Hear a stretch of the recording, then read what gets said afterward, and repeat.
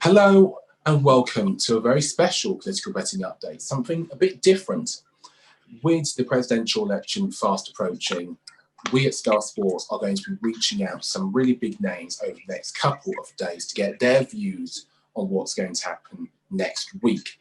We start, as we mean to go on, firmly on the front foot with our first guest, who is, I'm sure, very well known to those of you in the political betting community, because I am joined by, and it is my great honour, Mike Smithson of politicalbetting.com. Mike, how are you?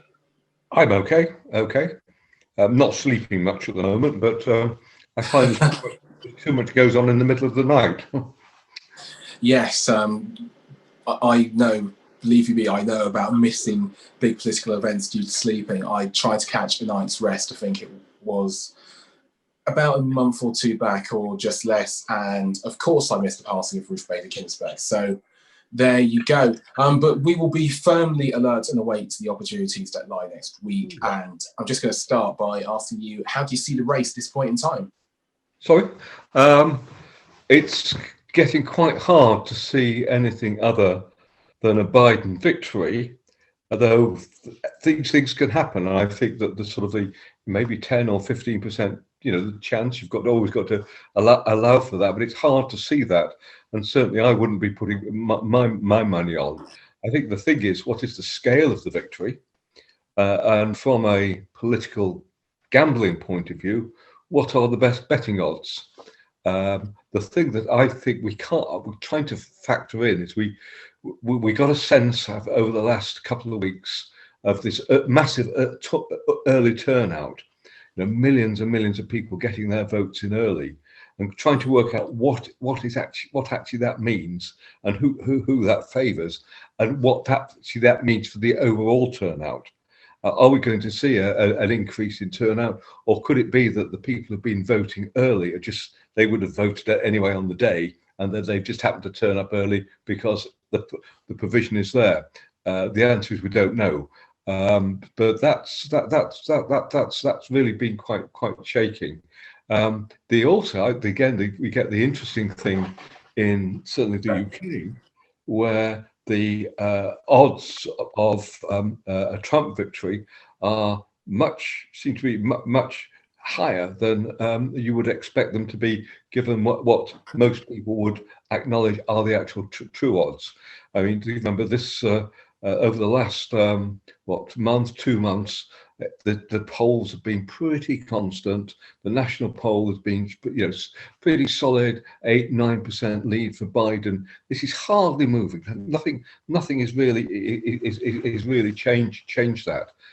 So we're not seeing the bounce. So the polls are just boring at the moment.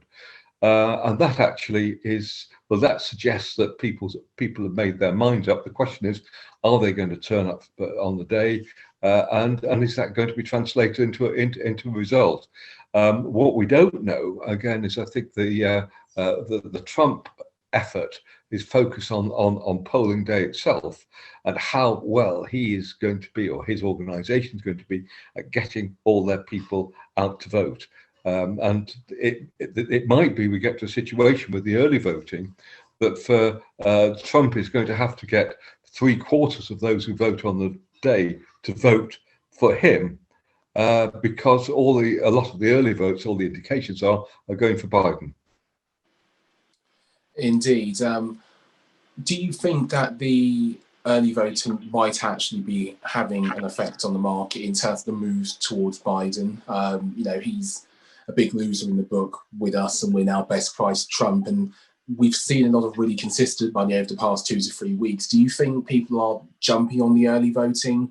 I mean, the great thing is, when you're political betting, usually the early days you've got of opinion polls. Now we've got this incredibly well detailed stuff that's coming out from many different states, where they even record those who are registered Republicans, those who are registered Democrats, so you get a real sense. There's massive data, and for people who like sort of chewing over data, this is absolutely wonderful. Whether it's pointing us in the right direction or not, I don't know, but I still see it. I think it's very hard to see how Biden is not going to do this. where everybody's looking for maybe an October surprise, like we saw 4 years ago with the Comey letter, which completely undermined Hillary Clinton. That there hasn't been that. I think the hidden surprise this time has been the reports about what happened to the children who were the Mexican migrant children, Yes. who were arrested on the border and then put effectively into cages and locked up. And then they discovered they can't locate the parents of 545 of them. It's reminded people of the story, but it's also one of the issues which I think which dominates this campaign and dominates this election. It's something that really is going to stir up female voters.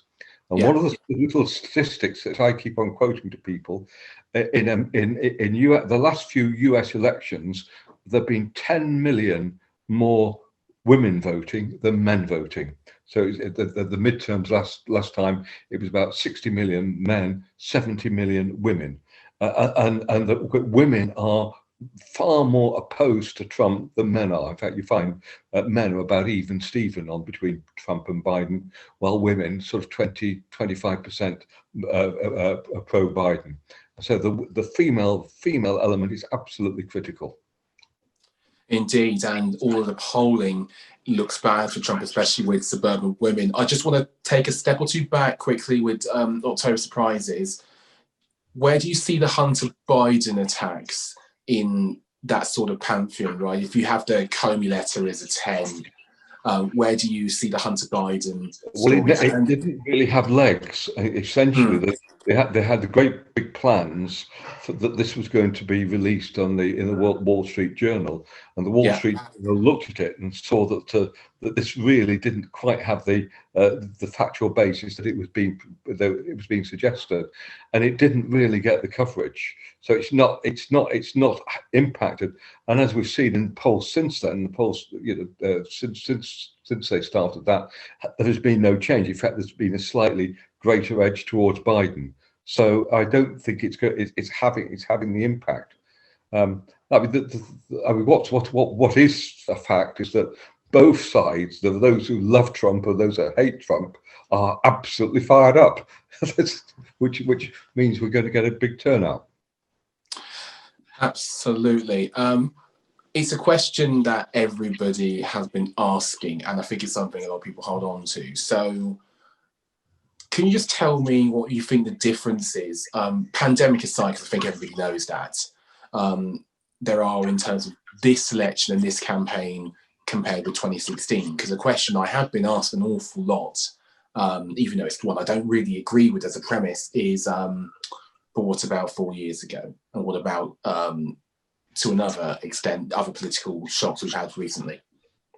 Well, I think the big difference between now and 4 years ago is that we've experienced 4 years of Donald Trump, and there've been things like the Mexican border. There've been things like his approach and cavalier approach to running the country, the way he's actually undermined some of the basic sort of conventions of the Constitution, and so on. So I think that we know much more about Trump, and also he's not up against Hillary Clinton, who was a very poor candidate.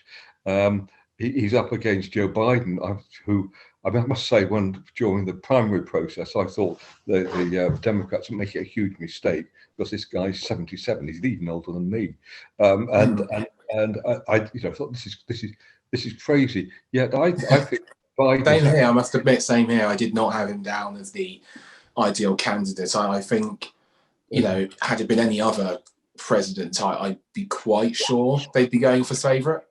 Yeah, but he's basically reassuring. And I think the way his campaign had managed it and managed his approach is all about reassurance. He's not trying to sort of completely contradict every sort of lie that Trump pulls out, and he's sort of reminding people of more stable history yesterday and presenting that as for the future. And I think that's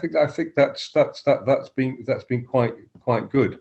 On the other hand, I mean, the Trump campaign is very much the big thing is obviously still immigration, which he has completely led on right from the moment he entered the White House 4 years ago.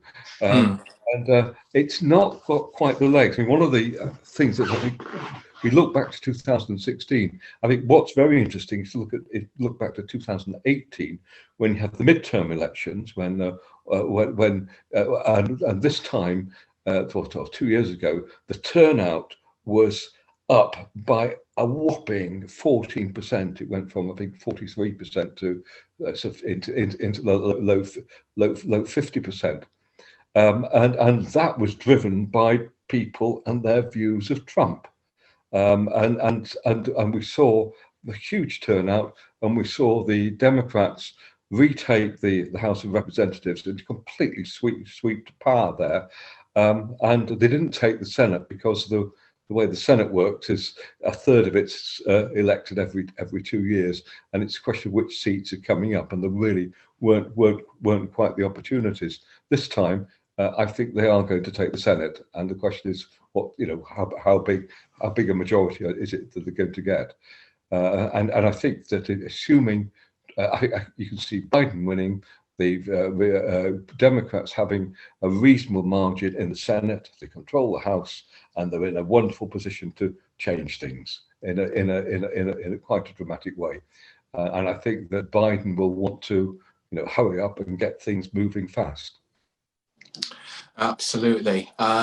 So just before we go and look at the bets, one thing I'd like to ask you is, are there any key issues that might be lying below the surface that you can see potentially changing the factor later? And I ask because this has been a theme of election upsets. By far the biggest issue for millions of Americans is healthcare.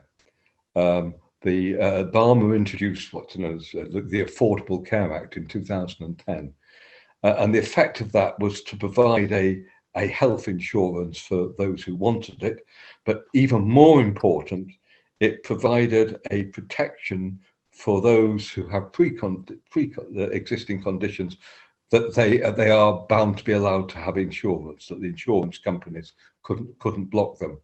And that's been absolutely fantastic. And you've got maybe 100 million people with pre-existing conditions, and the threat that keeps on being there, and it might get overturned, the Obamacare in the Senate, in the Supreme Court in a week or so's time, is that people suddenly find themselves not covered for pre-existing conditions, and that is a huge driver.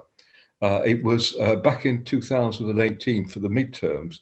There was a big threat to the Affordable Care Act at that time, and the Democrats were able to play that very well, and that really helped boost their views. People don't talk about it that much, but actually, if you look at it, it's one of the biggest issues, aside from, of course, the pandemic, which obviously and that is almost linked to the to healthcare. I mean, there was a tweet going around yesterday about somebody whose husband had just died, and she just received a bill from the hospital for $1 million. Just didn't know how she's going to pay it. Just extraordinary. Yeah, it does bog the mind. So let's get down to these selections. So first things first, what's your best bet? What's your nap of the election? Well, I'm betting on Biden, but I've got my flyer bet is one on the Democrats taking Texas, which is quite extraordinary. Now, just to say, when I make a bet, I'm not making a prediction. I'm just saying that at odds of 3-1, then there's a better than 3-1 chance of that happening. That it might. And so people say, I've got a star sports bet at 16-1, which I'll talk about in a second, which I think can't wait. I think that's a good bet. But no, I think that I've started betting position on Texas, basically because you've had more of this early voting taking place there, and you've got somebody called Beto O'Rourke, who was one of the contenders for the nomination, who ran the Senate there 2 years ago and came within 2% of 2% of unseating Senator Ted Cruz. And he's a brilliant on the ground organizer, and they've been having things like every Thursday night 1 million phone-a-thon, 1 million target phone-a-thons. We've been trying to call 1 million people, and people from all over America have been joining these phone-a-thons to reach voters in Texas. And it's also things like that. There's been so much going on, and we're seeing that, say, with the turnout levels. The other factor that Beto O'Rourke always talks about is that the polls, as a general rule, the O'Rourke argument, always overstate the Republicans. So when Hillary Clinton, I think was beaten by 9 points last time, the polls had it as a 12-point margin in Texas. When Beto O'Rourke stood for the Senate, the polling average was about 6.5%, and he got within 2%. So he's arguing that there was a sort of systemic bias of the polls. Well, we don't know. We'll have to see. But that's a factor. So again, I think it's a good punt. Not that it's not a prediction, but it's there's a reasonable chance that he could do it. So it's maybe I think, but I can't remember what your odds on Texas are, but I think is it 5-2, or something like that. I think that's a good bet. Wonderful. I've got to ask, what's the 16-1 flyer? My 16-1 is on Turnout.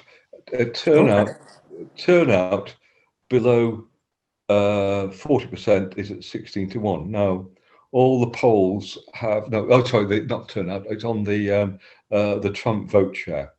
That's at 16-1, that it's below 40%. Now, almost all the polls have Trump in the low 40s, but where you've got a massive turnout, that can actually make it harder. So if you've got a huge Democratic turnout, which that actually dilutes it, and could actually mean that the overall number of votes being cast is so much higher. Therefore, the votes that you are going to get actually won't get him to the 40%. Now, I don't. This is not a prediction, but I think it's a better than 16-1 chance that the turnout will be. The Trump vote will be lower than 40%. Absolutely. No, I think a lot of people will definitely be on side with that. The amount of money we've seen in general for Biden at those odds probably suggests that will be more than in play, and I think it'd be interesting to see who follows you in on that. We're coming to the end of this, and it's been absolutely amazing to have you. Last thing I'm going to ask you is, I know obviously, I think it's fair to say that you think Biden will do it. I think so too. How many points will he win by, do you think? Oh, that's a big. Well, in national vote share, I think it's going to be what the polls are saying, 8-9%. The critical thing is obviously how that translates into electoral college votes. Indeed. And there are, you've got some very big states. I mean, if Texas went Biden, that's 38 electoral college votes, and you just need 270 to be over the line. So that could be massive. Florida, again, massive with the electoral college votes with 20 odd. Indeed. Interesting to note, by the way, that the polling in Florida is still really, really close. I mean, traditionally, obviously, we expect it to be a close swing state, but it's an interesting correlation you have with the national picture, which is very much resoundingly clear that Biden is the overwhelming favourite. But do go on, sorry. The thing about Florida is next Tuesday night, it will be one of the first states to be giving a lot of data. because I had a lot of fans voting, which is all being processed. So come midnight UK time, I guess that maybe between the first half hour, you're going to get a good indication of how Florida's going to go, which in a sense will be a good pointer to the overall outcome. Absolutely. Actually, one quick thing before we go: what will be the tipping point state? I think it's going to be Pennsylvania, which I think is. So good answer. Good answer. That's what I was going to say. Yeah. Right. Thank you very much, Mike. It's been an absolute blast, and really hope to do it again maybe sometime in the future. Who knows with this crazy world that we live in. But thank you very much for joining us, Mike Smithson. Bye.